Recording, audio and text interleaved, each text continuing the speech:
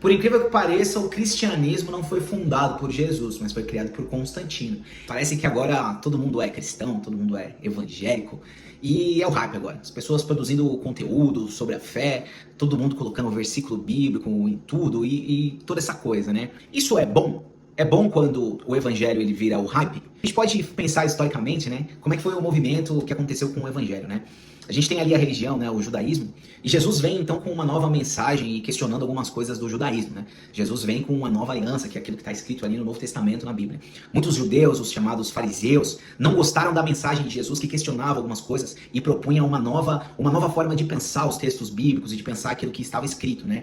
Propôs muitos questionamentos, fazendo eles refletirem sobre a própria hipocrisia deles. Então esse movimento se torna um movimento autônomo que vai crescendo ali entre as comunidades, né? As pessoas se reuniam em casas e tudo mais, os discípulos iam daqui e ali, e não era um movimento institucional, mas um movimento autônomo que estava crescendo. Percebendo isso, o imperador de Roma, Constantino, lá no século IV, o que ele faz? Ele cria o cristianismo, né? Por incrível que pareça, o cristianismo não foi fundado por Jesus, mas foi criado por Constantino. Ele cria, então, aquilo que nós chamamos de cristianismo e transforma como a religião oficial de Roma, a religião oficial do Império.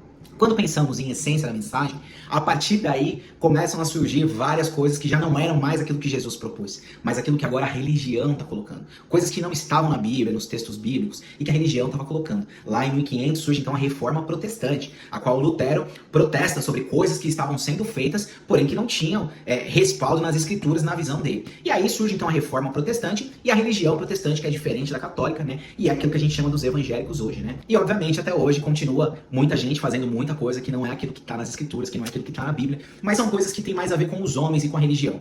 E aí quando a gente pensa então no cristianismo, no hype, qual que é o problema de algo se tornar o hype? É mais ou menos aquele mesmo raciocínio de quando a gente pensa assim, um cantor de rap, por exemplo, que era um cantor que protestava as coisas, que falava contra o sistema, e ele entra numa gravadora e começa a não falar mais contra o sistema. Por quê? A gravadora começa a dizer pra ele o que ele tem que falar. Então aquele que era contra o sistema começa a fazer parte do sistema. E aí o sistema começa a controlar um pouco ele. É mais ou menos esse risco que corre quando o cristianismo vira o hype. Ao invés dele ser relevante na cultura, ele começar a ser cooptado pela cultura. E aí então ele já não diz mais aquilo que ele dizia e já não faz mais a diferença que fazia, porque agora ele é controlado pela cultura. Muita gente acha muito interessante o evangelho ser o hype, tá todo mundo falando. Mas será que aquilo que tá todo mundo falando é sobre a mensagem de Jesus mesmo? Ou é sobre recortes que interessam um e que interessam o outro? É sempre bom ter esse questionamento.